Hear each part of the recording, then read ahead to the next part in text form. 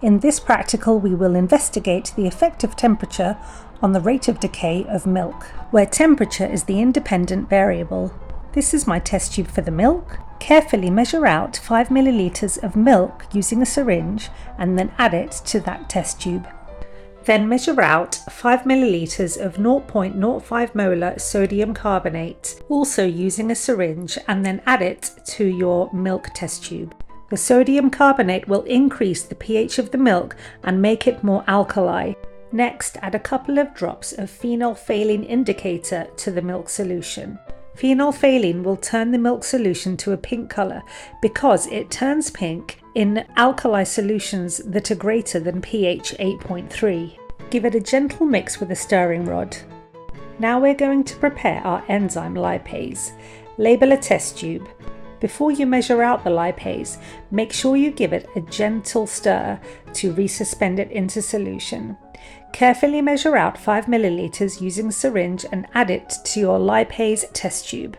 Now that our solutions are ready, we can set up a water bath, which will bring them up to a temperature that we wish to test this reaction in.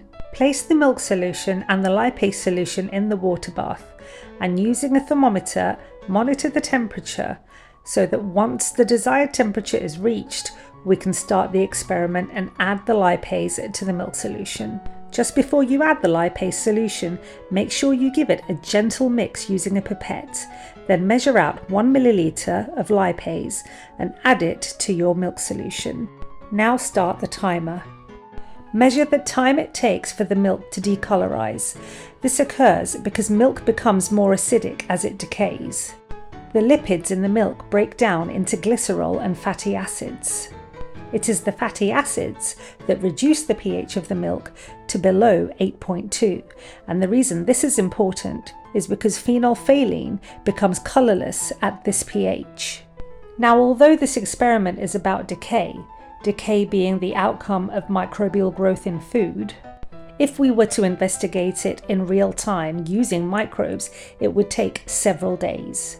So by using lipase, it demonstrates what would happen during decay, but in a much quicker time. Once your solution has become colourless or gone back to what it was before, stop the timer. This experiment can then be repeated at different temperatures to see how temperature affects the rate of decay. And then the results can be plotted onto a graph.